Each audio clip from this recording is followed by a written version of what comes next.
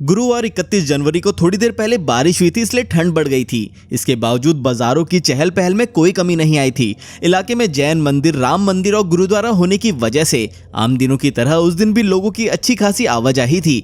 सराफा कारोबारी राजेंद्र विजयवर्गीय का 2 मंजिला मकान जैन मंदिर के सामने ही था।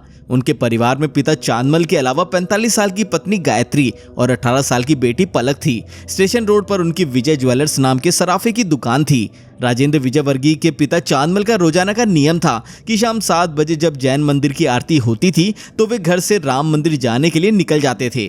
मंदिर से वो स्कूटर से दुकान पर पहुंचते और दुकान बंद करने के बाद घर लौट आते थे। तब तक रात के 8:30 बज जाते थे। पिता पुत्र दोनों अक्सर साथ ही घर लौटते थे। उस दिन राजेंद्र कुछ जरूरी काम निपटाने की वजह से दुकान पर ही रुक गए थे, जबकि चांदमल लगभग 8:30 बजे नौकर के साथ घर लौट आए थे।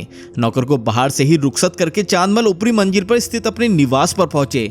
उन्होंने गेट पर लगी कॉल बेल बजाई, लेकिन रोजाना फौरन खुल जाने वाले दरवाजे पर कोई हलचल नहीं हुई, जबकि कॉल बेल की आवाज बाहर से ही सुनाई दे रही थी। उन्होंने दरवाजे पर दस्तक देने की कोशिश की तो ये देखकर हैरान रह गए कि दरवाजा अंदर से लॉक नहीं था, वो एक ही धक्के में खुल गया। ऐसा पहली बार हुआ था। चांदमल ने बहू गायत्री के कमरे की तरफ बढ़ते हुए आवाज लगाई तो वो खड़े के खड़े रह गए। गायत्री के कमरे के बाहर खून बिखरा पड़ा था। बहू की खामोशी और फर्श पर बिखरे खून ने उन्हें इस कदर डरा दिया कि वे बुरे तरीके से चीख पड़े। चांदमल के चिल्लाने की आवाज ग्राउंड फ्लोर पर रहने वाली किराएदार रश्मि ने सुनी तो वो भी चौंक गई। वो तभी मंडी से सब्जी लेकर घर लौटी थी। वो हड़बड़ी में ऊपर गई और सीढ़ियों की तरफ बदहवास से खड़े चांदमल ने कमरे में बिखरे हुए खून की तरफ इशारा किया तो रश्मि ने पहले चांदमल को संभाला, फिर गायत्री की तलाश में कमरे की तरफ बढ़ी। वहां का दृश्य देखकर चांदमल और रश्मि दोनों की आंखें फटी की फटी रह गई। ड्राइंग रूम के फर्श पर गायत्री का खून से लथपथ शव पड़ा हुआ था। चांदमल को संभालने की कोशिश में रश्मि को थोड़ा आगे पलक पड़ी दिखाई दी। उसके आसपास खून का दरिया सा बना हुआ था। साफ लग रहा था कि दोनों मर चुकी हैं। चांदमल ने इस दृश्य को देखा तो उनके रहे सहे होश भी उड़ गए। सन्नाटे में खड़े चांदमल समझ नहीं पा रहे थे कि आखिर ये सब कैसे हो गया, तो उन्होंने जैसी तैसे रश्मि की मदद से खुद को संभाला और मोबाइल से बेटे राजेंद्र को इत्तला दी। इसके बाद उन्होंने रश्मि को फोन देकर पुलिस को सूचना देने को कहा। पुलिस को खबर देने के बाद रश्मि ने मोहल्ले के लोगों को आवाज दी। जरा सी देर में पूरा मोहल्ला इकट्ठा हो गया। जैन मंदिर से भीमगंज मंडी पुलिस स्टेशन का फासला मुश्किल से 1 किलोमीटर का ही है। थाना प्रभारी चंद्र सिंह ने फोन करके उच्च अधिकारियों को घटना के बारे में बताया। इसके बाद चंद्र सिंह पुलिस टीम के साथ 15-20 मिनट में ही घटनास्थल पर पहुंच गए। दोहरे हत्याकांड ने कोटा के पुलिस महकमे को हिलाकर रख दिया था। आईजी विपिन कुमार, एसपी दीपक भार्गव और एसडीएम पंकज ओझा घटनास्थल पर पहुंच गए। डॉग स्क्वाड और फॉरेंसिक टीम को भी बुलाया गया। विजयवर्गीय परिवार के घर के बाहर भारी भीड़ जुट गई थी। पुलिस अधिकारियों ने देखा कि खून तो बेडरूम में फैला था, लेकिन गायत्री और पलक दोनों के शव ड्राइंग रूम में पड़े थे। पुलिस को लगा कि हत्यारों ने मां बेटी दोनों को उनके कमरे में मारा होगा और फिर शव को घसीटते हुए ड्राइंग रूम में पटक दिया। दोनों के कमरों से ड्राइंग रूम तक खींची खून की लकीर भी इसी और इशारा कर रही थी। जिस दरिंदगी से मां बेटी की हत्या की गई थी, उससे लगता था कि दोनों की हत्याएं किसी रंजिश की वजह से की गई हैं। इस बारे में राजेंद्र का कहना था कि हम लोग तो सीधी सादी जिंदगी जी रहे थे, दुश्मनी या रंजिश का तो कोई सवाल ही नहीं है। लेकिन एसपी दीपक भार्गव राजेंद्र के जवाब से संतुष्ट नहीं थे, क्योंकि घटनास्थल का दृश्य साफ साफ रंजिश की ओर इशारा कर रहा था। हत्यारों ने किसी वजनी हथियार से दोनों के सर, गर्दन और हाथों पर इतने घातक वार किए थे कि उनका भेजा तक बाहर आ गया था। मौका मुआयना करने के दौरान पुलिस को बेड पर 2 सरिये पड़े नजर आए। खून सना चाकू बेड के नीचे पड़ा था। चाकू पर लगा खून बता रहा था कि मां बेटी के गले उसी चाकू से रेते गए होंगे। बेडरूम में रखी अलमारियों के टूटे ताले बता रहे थे कि वारदात को चोरी डकैती के लिए अंजाम दिया गया था। लेकिन राजेंद्र सदमे की वजह से कुछ भी बताने की स्थिति में नहीं थे। पुलिस ने भी उन पर दबाव नहीं बनाया। एसपी भार्गव का मानना था कि हत्यारे 2 या 2 से ज्यादा रहे होंगे। प्रारंभिक जांच और मौका मुआयना करने के बाद पुलिस ने दोनों शवों को पोस्टमार्टम के लिए अस्पताल भिजवा दिया। पोस्टमार्टम रिपोर्ट में दोनों की मौत हेड इंजरी बताई गई। गायत्री के सर पर 5 चोटें थी, साथ ही सर पर मल्टीपल फ्रैक्चर भी थे। सिर की कई हड्डियां टूट गई थी, जबकि पलक के सिर में 2 चोटें थी। इनमें से एक चोट इतनी घातक थी कि भेजा बाहर आ गया था। हथियार सरिये के रूप में सामने आ चुका था। गायत्री और पलक दोनों के हाथों पर भी गहरी खरोंचें और चोटें थी। मौके पर टूटी हुई चूड़ियों के टुकड़े भी पाए गए थे। इसका मतलब उन्होंने अपने बचाव के लिए बदमाशों से काफी संघर्ष किया था। माँ बेटी के नाखूनों में त्वचा और मांस के टुकड़े थे जो हथियारों के हो सकते थे। इसका पता लगाने के लिए मील स्क्रैपिंग का सैंपल भी लिया गया। पुलिस की फॉरेंसिक टीम ने भी मौके से फिंगरप्रिंट और फुटप्रिंट उठाए। विजय वर्गीय के घर से एक सड़क सीधी स्टेशन की तरफ जाती थी और दूसरी हटवाड़े से होते हुए शहर की ओर। यही सड़क शहर के अलावा सैन्य क्षेत्र की तरफ भी जाती थी। यही वजह रही होगी कि हत्यारे बिना किसी की नजर में आए वारदात करके आसानी से फरार हो गए थे। पुलिस ये भी सोचकर चल रही थी कि वारदात को अंजाम देने के लिए हत्यारों ने कम से कम 5 से 7 दिन तक रेकी की होगी। वारदात को जिस तरह अंजाम दिया गया था उससे लगता था कि आरोपी विजय वर्गीय परिवार के अच्छे खासे परिचित रहे होंगे। जिस घर में वारदात हुई उसका मुख्य द्वार लोहे का था, लेकिन कुंडी ऐसी थी जो अंदर बाहर दोनों तरफ से आसानी से खोली जा सकती थी। ऐसे में घर में किसी के घुसने की खबर लगने का कोई मतलब ही नहीं था। राजेंद्र की पत्नी गायत्री और ससुर चांदमल सामाजिक गतिविधियों से भी जुड़े हुए थे, इसलिए उनके यहाँ लोगों का अक्सर आना जाना रहता था। राजेंद्र विजय वर्गीय का कहना था कि घर में 5 सीसीटीवी कैमरे लगे हुए थे। जब कोई घर में ऊपर आता था तो गायत्री या पलक कैमरे में देखकर ही दरवाजा खोलती थी। जाहिर है इसका मतलब था आने वाले परिचित ही रहे होंगे। दरअसल पुलिस को सभी कैमरे टूटे हुए मिले थे। उनकी हार्ड डिस्क भी गायब थी। इसका मतलब हत्यारे घर के चप्पे चप्पे से वाकिफ थे।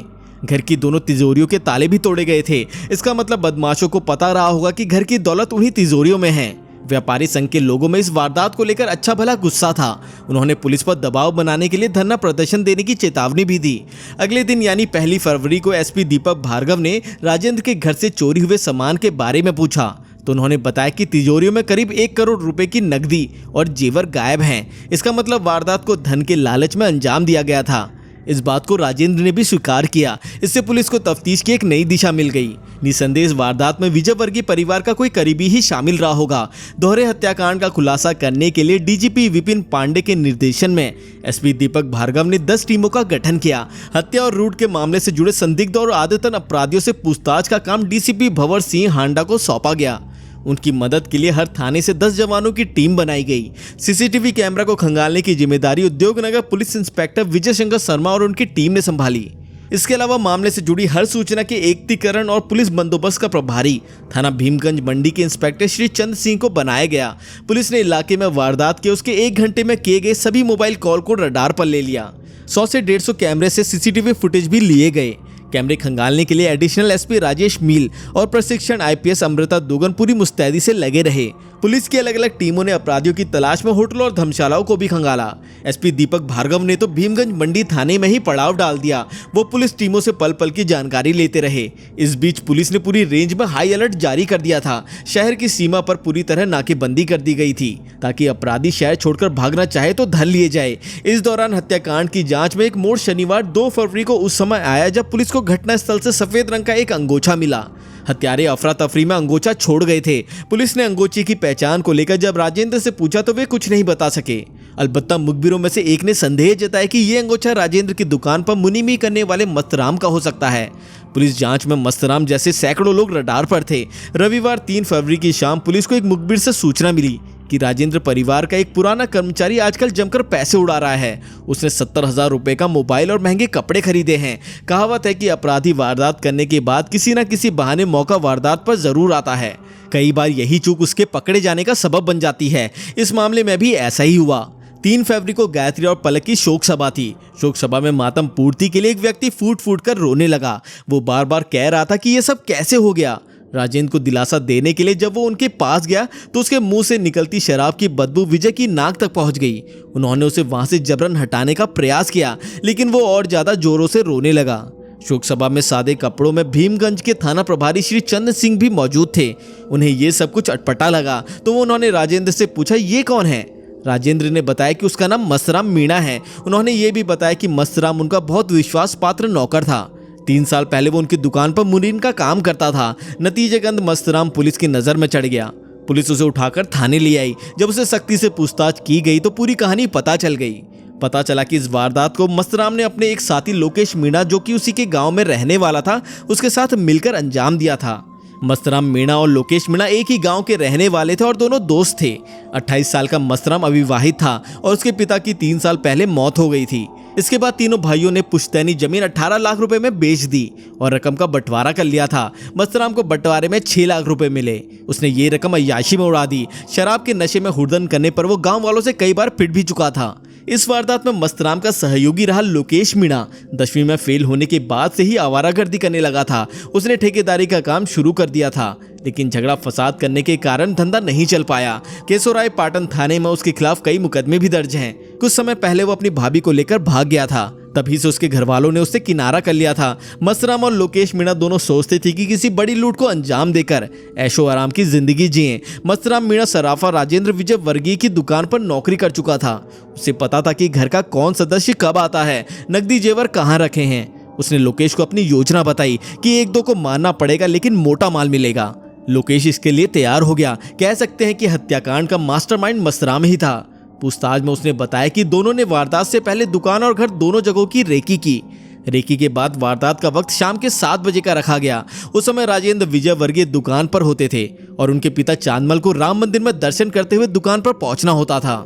रात 8:30 से 9 बजे से पहले दोनों में से कोई नहीं लौटता था। ग्राउंड फ्लोर की किराएदार रश्मि अकेली रहती थी और उस समय सब्जी मंडी चली जाती थी। लूट के लिए हत्या करना पहले से तय था, इसलिए दोनों सरिया और चाकू साथ लेकर आए थे। माँ बेटी दोनों उन्हें जानती थी, इसलिए कॉल बेल बजाने पर दरवाजा खुलाने में कोई दिक्कत नहीं थी। दरवाजा खोलते ही गायत्री सामने नजर आई। दोनों को बैठने को कहकर जैसे ही वो कमरे की तरफ बढ़ी, दोनों ने मौका दिए बगैर सरिये से उनके सर पर ताबड़तोड़ वार कर दिए। फिर भीतर जाकर पलक का भी यही हाल कर दिया। दोनों जिंदा ना बच पाए ये सोचकर मस्तराम और लोकेश ने चाकू से दोनों का गला रेत कर उनकी मौत की तसल्ली की। बाद में दोनों ने माँ बेटी के शवों को घसीटकर ड्राइंग रूम में डाल दिया। मस्तराम को पता था कि जेवर और नकदी गायत्री के कमरे की तिजोरी में रखे होते हैं। मस्तराम और लोकेश अपने साथ बैग लेकर आए थे। तिजोरी तोड़कर जितनी भी रकम और जेवर मिले उन्होंने बैग में भरे और वहां से फुर्ती से निकल गए। बस पकड़कर दोनों सीधे गांव पहुंच गए और गहने और रकम का बड़ा हिस्सा घर में छिपा दिया। फिर दोनों ही रात में बूंदी से रोडवेज की बस पकड़ी और जयपुर चले गए। जयपुर में दोनों बस स्टैंड के पास ही एक होटल में रुके। अगले दिन दोनों ने जमकर खरीदारी की और शराब पी। दोनों ने अपने लिए 70-70 हजार के महंगे मोबाइल फोन, कपड़े और अन्य सामान खरीदे। शनिवार 2 फरवरी को दोनों वापस कोटा आ गए। मस्तराम को पकड़े जाने का डर नहीं था, फिर भी अपनी तसल्ली के लिए कि किसी को उस पर शक ना हो, वो शोक जताने का दिखावा करने चला गया। बस उसकी यही सोच उसे ले डूबी। राजेंद्र ने पुलिस को बताया कि हत्यारों ने करीब 1 करोड़ रुपए की लूट की है। पुलिस ने दोनों आरोपियों के कब्जे से लूटे गए 37 लाख रुपए में से 21,70,000 रुपए और 2 किलो 26 ग्राम सोना, 13.5 किलो चांदी के जेवर बरामद कर लिए थे। मस्तराम ने बताया कि गायत्री और पलक जो गहने पहनी थी उन्होंने वो भी उतार लिए थे। सीआई श्री चंद सिंह ने बताया कि आरोपियों के कब्जे से सोने की चैन और कंगन भी बरामद किए गए हैं। लोकेश ने वारदात करने के बाद 8 लाख रुपए के कंगन और चेन अपने गांव जाकर खेत में गाड़ दिए। लूट की रकम का बंटवारा करने के बाद मस्तराम पाटन के एक गांव में अपने रिश्तेदार के पास गया था। उसने उन्हें 8 लाख रुपए ये कहकर रखने को दिए थे कि रकम जमीन बेचकर मिली है, थोड़े दिन रख लो फिर आकर ले जाऊंगा। वारदात खुलने के बाद मस्तराम के रिश्तेदारों ने ये रकम पुलिस को ये कहते हुए सौंप दी कि उन्हें इस घटना के बारे में कोई जानकारी नहीं थी। इस मामले में भीमगंज मंडी के थाना प्रभारी श्री चंद सिंह की भूमिका महत्वपूर्ण रही। शोक सभा में मस्तराम मीणा के हाव भाव उन्हें खटके तो उन्होंने पूरा ध्यान उसी पर लगा दिया। इस कोशिश में उन्हें उसकी कलाइयों में खरोचों के निशान नजर आए, जिससे उनका शक पुख्ता हो गया। सीआई श्री चंद सिंह ने बताया कि जयपुर में अच्छी खासी खरीदारी करने के बाद दोनों हत्यारे वापस होटल नहीं पहुंचे थे। अगले दिन होटल मालिक ने कमरे की सफाई करवाई तो प्लास्टिक की थैली में कपड़े मिले, जिन्हें स्टोर में रखवा दिया गया था। श्री चंद सिंह ने वो थैली भी बरामद कर ली। इस मामले को केस ऑफिसर स्कीम में लिया गया है और 15 दिन में कोर्ट में इन्हें पेश किया जाएगा। इस केस को सुलझाने में पुलिस के करीबन 200 पुलिसकर्मी शामिल रहे थे और आखिरकार ये केस भी सॉल्व हो गया। तो दोस्तों, आपकी इस केस पर क्या राय है? आपको क्या लगता है इस अनहोनी को होने से टाला जा सकता था? अपने जवाब हमें कमेंट करके जरूर बताएं। अगर दोस्तों आपको ऐसे ही सॉल्व केसेस के बारे में जानना पसंद है तो हमारे चैनल को सब्सक्राइब जरूर कर लें। तो मिलते हैं अब अगली वीडियो में।